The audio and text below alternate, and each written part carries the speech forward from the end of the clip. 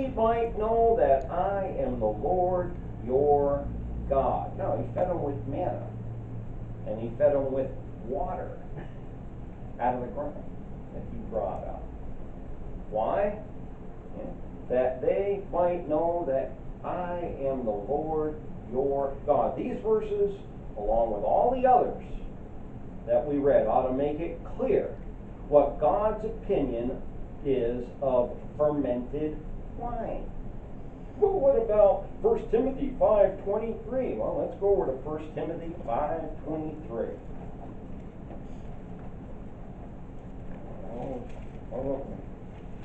Somebody tries to justify their sin by quoting the scriptures. Well, let's go to the scriptures.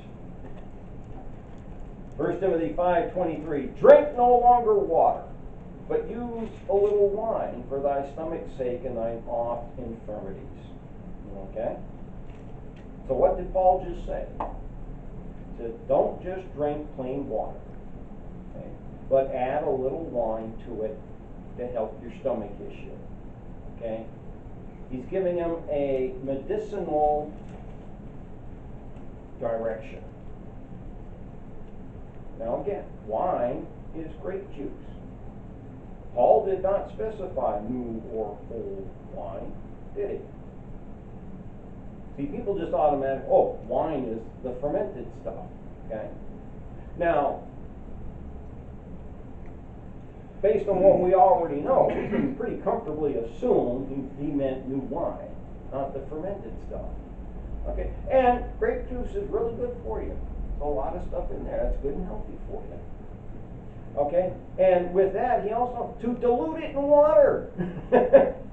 Okay, to aid whatever is digestive. In fact, at this point in time in history, wine, as it was sold as a commercial commodity, was considered something that was highly concentrated, and it was typical to dilute it in water anyways. So, sorry, you're just trying to twist the scriptures to back up your excuse for drinking booze. And it ain't gonna wash. Okay? And because the verse then goes on, it says, but be filled with the Spirit. Okay? Now, if you want to have an excess of something, you're commanded to be filled with the Holy Spirit. If you want to have excess of something, there you go.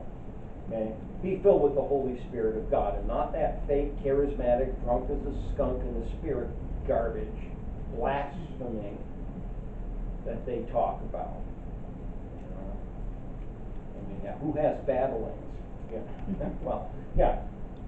There we go. They think that imitating a drunk idiot is being filled with the Spirit. Well, you're filled with the Spirit, okay? But it ain't the Holy Spirit of God that you're filled with.